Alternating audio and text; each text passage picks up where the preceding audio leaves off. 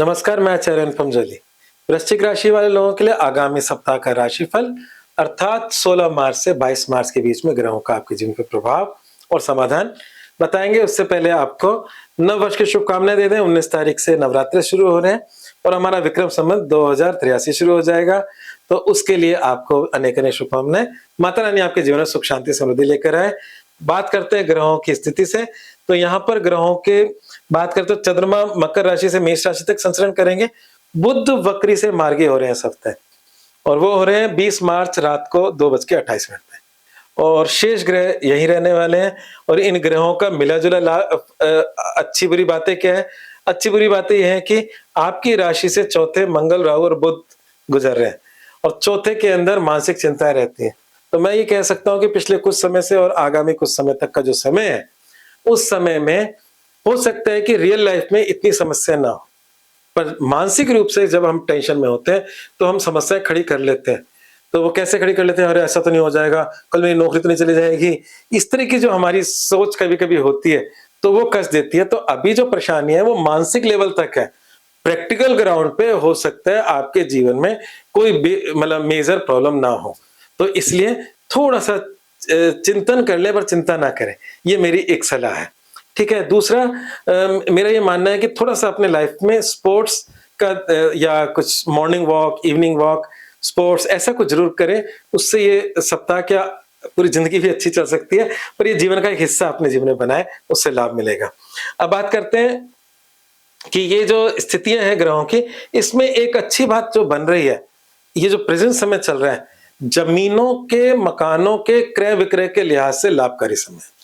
क्रय विक्रय का मतलब अगर कुछ बेचना है तो उसमें भी लाभ होगा, और खरीदना है तो अच्छा सौदा भी हो जाएगा। तो खरीद फरोख्त या बेचान दोनों जमीन मकान वाहन के लिहाज से वृश्चिक राशि वाले लोगों के लिए पॉजिटिव है। अगर जीवन के एक एक हिस्से की बात करें, स्वास्थ्य की बात करें, तो स्वास्थ्य में से मैंने एक बात पहले रख दी, मानसिक चिंताओं को निकाल दें, शेष बातें ठीक है। उन चिंताओं के साइड इफेक्ट से कभी कभी सेहत खराब हो जाती है ना। तो वो यही एक मुख्य मुद्दा है, जिसकी वजह से शुरू में मैंने कहा कि स्पोर्ट्स, वॉकिंग, ये सब चीजें अपने शुरू करें, योगा वगैरह, जिम वगैरह ज्वाइन कर सकते हैं। तो उससे आपका चीजें बनी रहेंगी। अन्यथा तनाव आपको मतलब खाली दिमाग शैतान का घर होता है। दूसरी बात करते हैं करियर, व्यवसाय, नौकरी।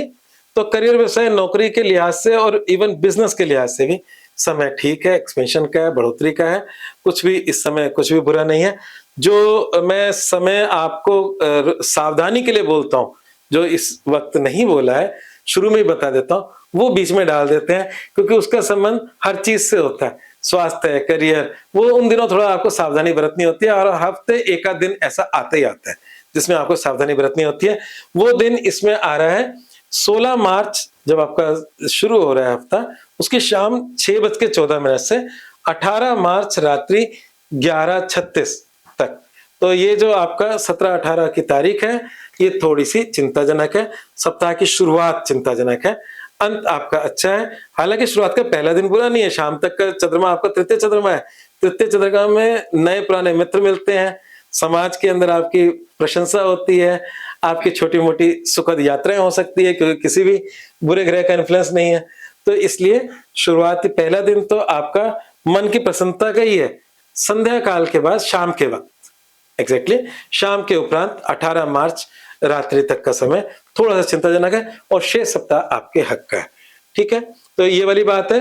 अब बात करते हैं आपके समाधान और मूल मंत्र की। तो समाधान की बात करें तो इस समय मतलब जून तक जो बृहस्पति है वो आपके अष्टम से, राशि से अष्टम से गुजर रहे हैं, और जो बृहस्पति है वो भी अच्छी बात है। जैसे मैंने कहा, बुध मार्गी हो जाएंगे। इस हफ्ते से पहले बृहस्पति मार्गी हो चुके हैं, और बृहस्पति के मार्गी होने से वो उच्चागामी हो गए। मतलब अभी वो बुरे घर में बैठे हैं, वहां से उच्च की तरफ जा रहे हैं। तो उच्च की तरफ जा रहे हैं, और पहले वो पीछे की तरफ जा रहे थे।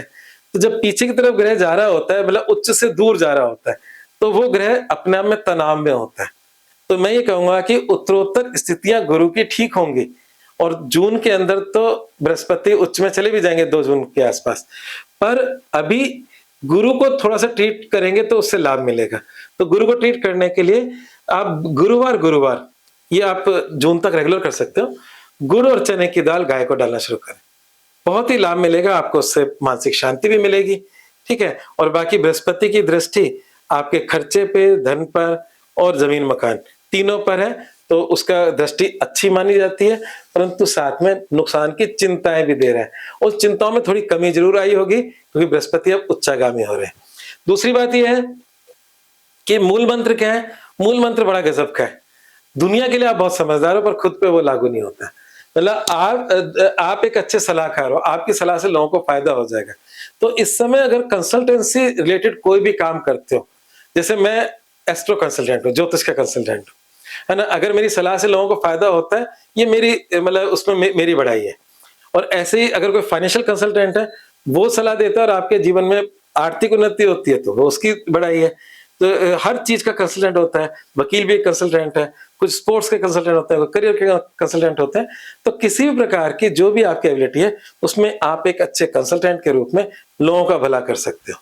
तो ये आपका मूल मंत्र है। ये हफ्ता मतलब लगभग ओवरऑल ठीक ही है। मैं यही कहूँगा, चिंताएँ ज़्यादा हैं और प्रैक्टिकल ग्राउंड पे ऐसा कोई मेजर लॉस नहीं है।